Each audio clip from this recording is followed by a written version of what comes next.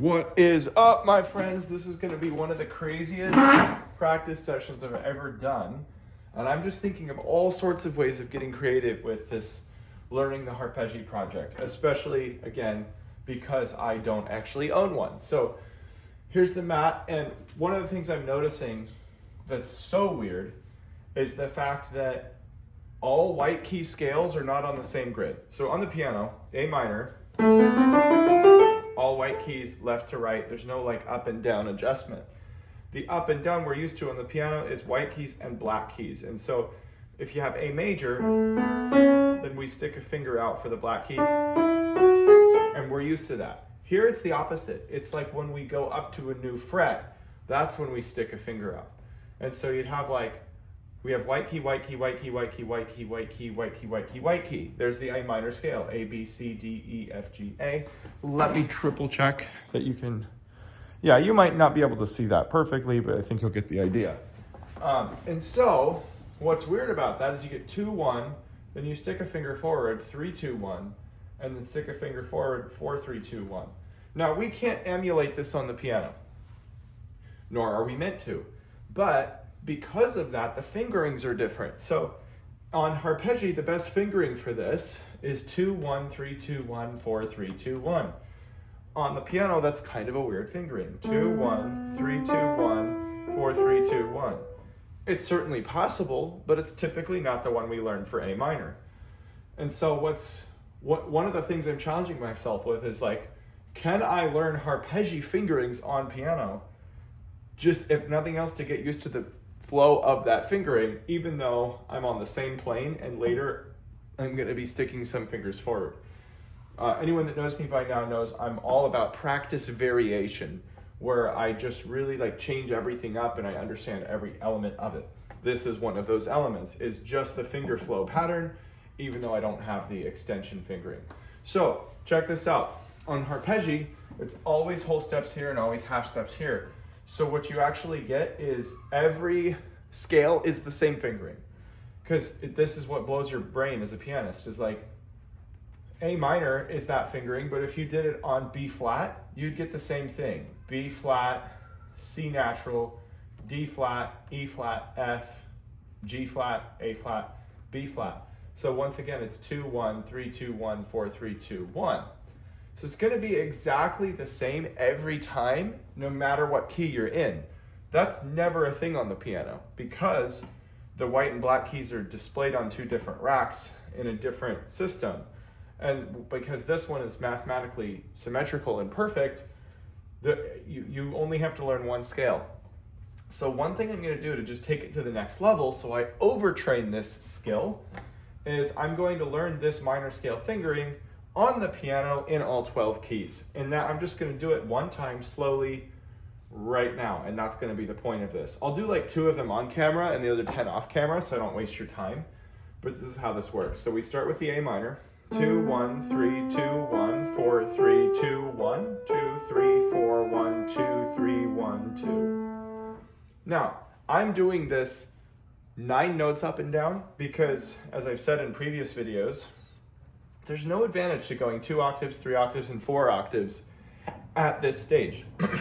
It's more important to get comfortable with all of them at just 9 notes, because if you can go 9 notes, you know all of the fingerings and you have the ability to loop it and repeat it as many times as you like. Especially because I'm trying to translate this to Harpejji, you don't have this element of the elbows going half a football field away from you. Now it's actually, your arm is going up as you play instead of mostly left and right. So here we go. Up, up, up, up, up, up, up, up. And I just did a 4 octave A minor scale. So I'm mostly doing this. That's a concept totally foreign to a pianist. So in any case, it's a good thing I do cable flies and all sorts of other, oops, hit the tripod, all sorts of other exercises, because I imagine all of that will help. Especially playing in the top range, you're going to be primarily sticking your arms out pretty far here. So here we go, B flat minor now. 2, 1, 3, 2, 1, 4, 3, 2, 1, and backward. 2, 3, 4, 1, 2, 3, 1, 2. What's cool about that one is it's actually the one we would typically use for B flat minor anyway.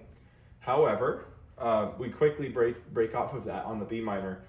This is never a fingering you would use with a thumb on a black key in a scale. And so now for B minor, we get a new option. 2, 1, 3, 2, 1, 4, 3, 2, 1, 2, 3, 4, 1, 2, 3, 1, 2.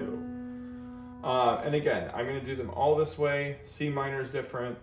Actually, I'll just go through them because they're quite fast, and I feel like unless I hit a roadblock, I don't have to do them 100 times. So let's just try this. C minor.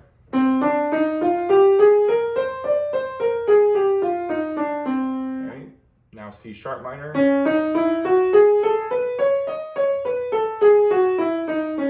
D minor.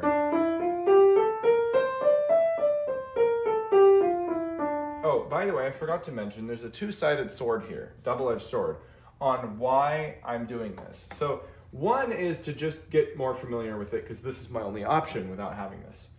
The other one, though, is actually because I'm trying to not only learn that fingering flow, I'm trying to actually associate that fingering to that scale mentally, like those pitches, D, E, F, G. And so the problem with seeing the Harpejji is like, you're so not used to the layout.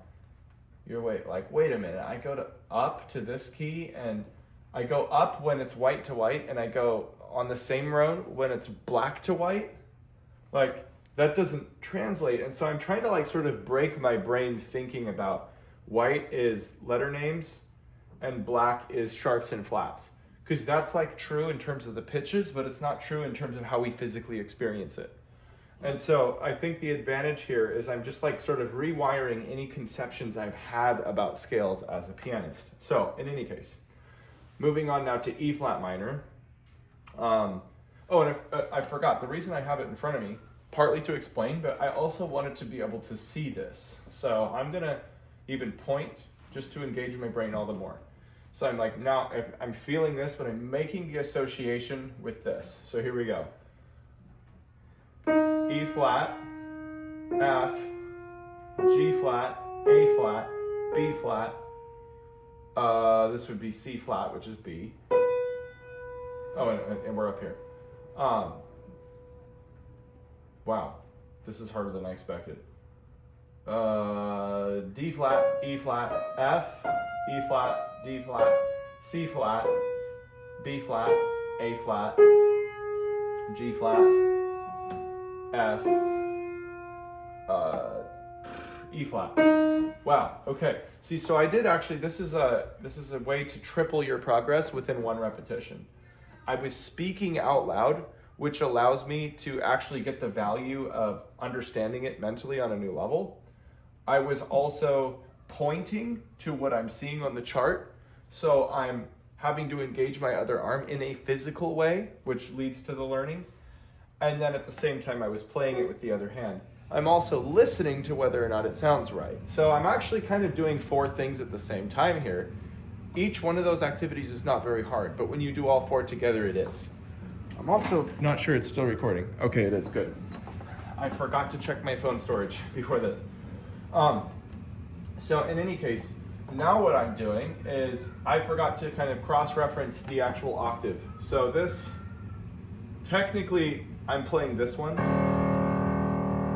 And so if I wanted to actually play where I was playing 2 octaves higher, I would take this note, go up here, like that's this one. So just to mix it up so I'm used to looking at all parts of the board, that's another part of practice variation. I'm gonna do it one more time, looking here and pointing here. Again, saying it out loud. So E flat, F, G flat, A flat, B flat, C flat, D flat, E flat, F, E flat, B flat, C flat, B flat, A flat, G flat, F, E flat. I keep wanting to say D sharp, and then I'm not missing the D flat. That's just messing me up. But in any case, this is cool. How about we do another octave? We'll go down here for E minor, which is going to be here. E, F, G, A, B, C, D, E, F sharp, E, D, C, B, A, G, slide down, F sharp, E. Okay, now let's go way high. Let's go like the F above middle C. So we'll find a C4, which would be like right here. That's really high, but we'll try this. Is there even enough notes here? Maybe. How about we do, there should be enough notes here. How about I do this one? So F, G, A flat, B flat, C, D flat, E flat, F, G, F, E flat, D flat, C, B flat, A flat, G, F. Okay, and by the way, I'm getting, if you're familiar with Harpejji, I'm getting the N5 model. This is actually the K24 model, with also the blue and the gray being ranges of the U12 and the G16. The M5 actually has more range than the K24, it goes a little bit higher. So even that is a little different than the one I'm getting, but it basically works the same way.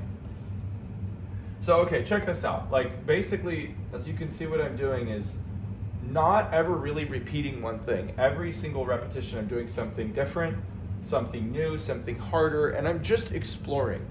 My philosophy of learning is if you're not discovering something every time, you're not practicing. If you're not problem solving, you're not practicing. So like right here, I did A minor through F minor. I played them in different octaves. I played them on different parts of the chart mentally. And I'm saying things out loud to keep my brain engaged the whole time. I think that was an incredibly effective practice session. So, hope you learned something. Let me know whether you're a pianist or a Harpejji player or a violinist or a flute major. What did you learn from this session and how can you change your own practice in the future? Subscribe for more.